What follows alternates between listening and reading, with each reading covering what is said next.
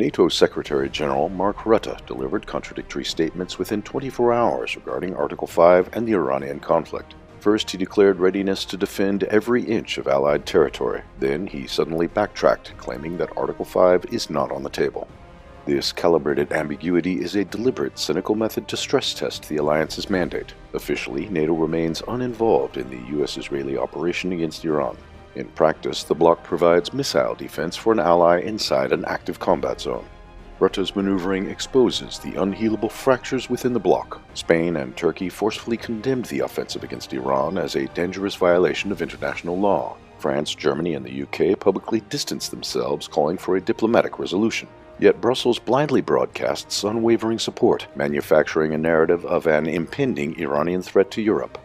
The primary beneficiary of this geopolitical charade is Donald Trump. Stripped of his peacemaker facade, the president who vowed to end endless wars is now igniting a catastrophic regional conflagration. He uses NATO as a cheap meat shield, demanding European capitals absorb the blowback of his reckless tantrums while Washington takes very few actual risks.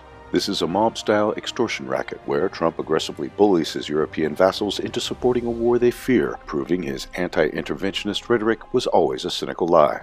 Triggering Article 5 preemptively to cover Washington's offensive would permanently destroy the logic of a defensive alliance. However, the real target of this institutional test drive is Eastern Europe, not Iran. If the collective defense threshold is lowered to an intercepted missile, refusing to invoke it in a future Baltic or Polish crisis becomes politically impossible. Meanwhile, as NATO leadership hallucinates global dominance, their proxy forces on the Ukrainian front are rapidly collapsing.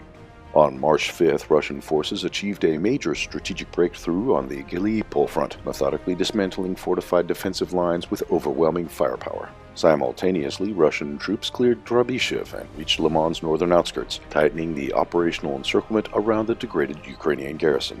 The Ukrainian command desperately struggles to plug widening gaps, lacking necessary operational reserves and artillery support.